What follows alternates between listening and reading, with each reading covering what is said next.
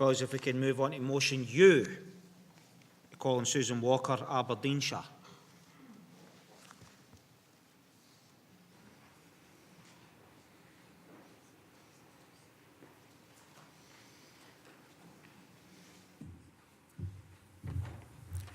Thank you. Susan Walker, delegate number 68. Let me set the scene. It's a glorious day like today. You've been out in the garden, digging furiously in order to plant your wonderful shrubs or whatever. You come in and your muscles are feeling a bit sore. So you decide that what you need most is a soak in a nice warm bath. You go through and you turn on the taps, but you notice that something's wrong. The water isn't rising. The water level is not rising in the bath. You open the taps as much as you can. It starts to fill a little bit, but you're still sure that there's something that's not quite right. So you investigate. And you realise you've forgotten to put in the plug. You've found the problem, you've solved the problem, you have your bath. Now, consider the attempts of the Scottish Government to address the growing number of vacancies in the teaching profession. There have been many and varied schemes to entice people to train to become teachers and to attract teachers from abroad to swell their ranks. But like the scenario with the bath, however many teachers are recruited, there's still a shortage because so many teachers are leaving their posts. To put it another way, teachers are running out as fast as they're being poured in. The problem doesn't have a simple solution like fitting the plug in the bath, but in order to find a solution, first somebody has to look for it. I'm sure we all know teachers whom we admire who've given their all to the job for many years and have taken early retirement and moved on to other jobs outside of teaching well before they reach retirement age. We may also know younger teachers who are already making plans for what they will do when they hit what they believe is the inevitable point when they can no longer cope with the demands of the job. No doubt we all have our own opinions as to why colleagues leave work prematurely. It may be stress due to constant change, increased paperwork, the behaviour of the pupils. Might be the pay is not enough to keep them in the job. Perhaps there was more chance of promotion in other fields. I'm sure you can add more reasons to this short list. The sad fact is that we don't have a clear idea what factors are the most common contributors to teachers moving on. Nobody does. Yes, there's exit interviews and offers so teachers can provide information on why they're leaving. But can you be really honest if you want a reference? What about the teachers who have not left yet? Do we have to wait for them to leave before we ask what prompted their decision? It's too late by then. We currently have a vast pool of excellent, committed, experienced teachers who are there to support their younger and less experienced colleagues in the first years in the profession. This is an essential role, and according to the Deputy First Minister, is much appreciated by probationers. But the pool is shrinking. Think of the experience we're losing. We need an independent, valid study to determine why teachers are leaving the profession or considering leaving in the near future, where they can be honest and expansive about why they're choosing to leave. It should then be possible to identify the most often cited problems and focus attention and funds on fixing them, putting the plug into the bath. Please support the motion. Are you seconding?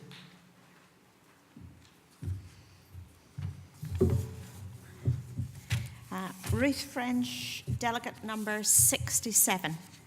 Mr. President, delegates, I wish to second this very important motion. It addresses a core problem within our profession at present. We're hemorrhaging colleagues. Classroom experience is disappearing like snow off a dike. We don't have enough teachers. There is some acknowledgement that stress might be a factor, but it's not in a sympathetic and helpful way. Rather, it's another way of attack. We don't know how to look after ourselves, so we're told what to do. Nearly a whole GTC magazine was focused on this. We needed to develop resilience. The stress was our fault. We didn't have enough resilience. No longer can we say, don't let the buggers get you down, because we have been made the buggers. I am tired. so very, very tired of the inability of the system to acknowledge that it has any responsibility in this problem. This is not the first time the teaching profession has suffered from management creating an impossible job in this way. I picked up this book about 2001, too. Life in the school I was teaching in at the time was pretty grim. The title of the book is Breakdown, so it maybe tells you quite a lot about how it was. This book was not what I expected it to be. It says the facts about stress in teaching, and it goes through the situation that existed in England, particularly in primary schools, during the time of Keith Joseph as Education Minister.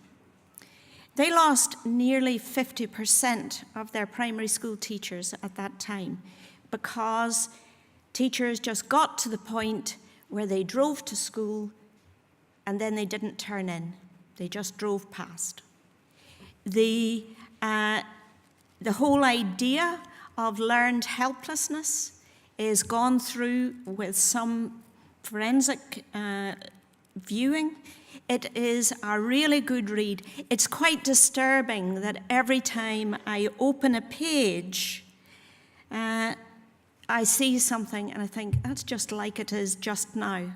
It is very, very disturbing, okay? I don't know, we need government, commission, independent, insightful research. You know, it's not just about, well, I went in and it was a bad day that day because, you know, wee Johnny kicked off. It's about what happened not just today, but yesterday, last week, last month, last year. What is happening is a cumulative product. So I am asking you, please, to support this motion. Okay. Thank you. As you said, was it no? I like your shoes, by the way, Sid. No problem. Get a shot in the knife if you want. Got another pair. Sid Sanderson, delegate number 8. I'm here to speak in support of the motion, and I do hope that when we ask the Scottish Government, assuming that the majority of Congress will support the motion too, that they do commission appropriate research. I do my own research from time to time in the classroom. I'm a chemistry teacher, and from time to time, if there will be a few chemistry teachers and science teachers in here. We need to set up experiments and demonstrate experiments. I can't do them all, and to fill in the time, apart from talking about the how successful the Dons are doing in a particular week, then I talk about careers as we would, and I ask normally the pupils that are pretty good N5 pupils. I ask those pupils what they would like to do when they leave school as I'm fixing up the clamp stands and getting the boons in it and all that kind of thing. And I very rarely get a response that, I want to be just like you, Mr. Sanderson. I want to be a chemistry teacher, especially in this school. I love that. I don't get anybody asking for that. I do get law, perhaps medicine, accountant, but nobody in teaching. And I do put it to them. I said, haven't you considered teaching as a career? And I know the answer. And no one takes me up on it. And I said, well, why do you not want to be a teacher? And you get a bit of a giggle and a bit of a laugh, and nothing comes. And I try and sell the job to them. I said, we get a great salary. To them, to kids at that age, it does sound pretty good. They think that's fine. Still nobody's saying, I want to be a teacher. I'll say, but what about the holidays? 12 weeks a year. Will that budge them? Nah, still not. Pension. Well, they're not thinking about pension, but I try and sell that to them. We've got a reasonable pension. Surely, all of these things would make the job attractive. And I said, well, what about look at the day, 3:15, I can go home, I can have a round of golf when it's bright if I want. What about that? No, they still don't want to do it. They know why they don't want to be teachers. I know why they don't want to be teachers. It's been alluded to by Delegate Ruth French.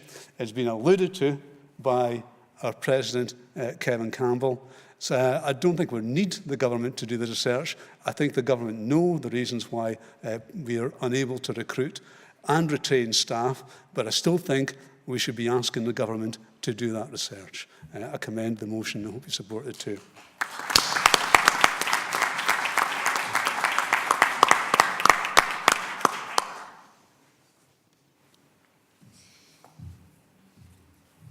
Still check my name. Paul Cochrane, Delegate 60. Never follow Sid. Just can't do it. Thank you very much, Susan, for a really good motion. I'm here to support it as well. I would point out that some of us have been sitting in that bathwater for 30 odd years. My big worry now is that when I do pull the plug, it won't run out because of all the mud that comes off me. But there you go.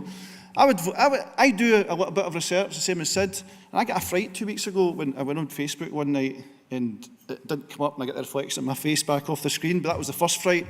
The second one was, it was about 6 former colleagues all announcing they'd got their retirement.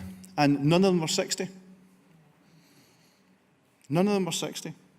And in an establishment I was in recently, because I don't want to mention my school, we lost 6 staff last year as well, and I asked 5 of them. I didn't really know the other one.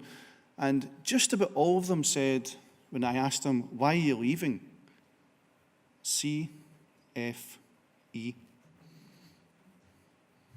And I said, curriculum for excellence. And they went, yeah, completely exhausted. I'd support this motion. Thank you very much, Congress.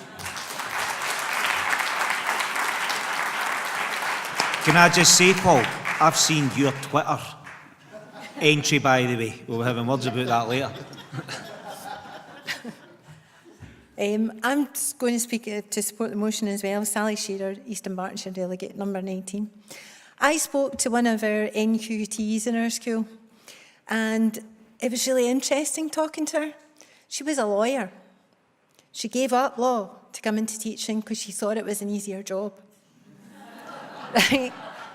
I did laugh, but tried not to laugh when I was talking to her. And she has now decided that guess where she's going to next year? She's going back to law because it's so much easier. And actually, it really worries me because it's the amount of money that the Scottish Government are spending on training these staff who are then leaving. Right, that money could be invested appropriately, properly, much better than they're doing. So please support the motion.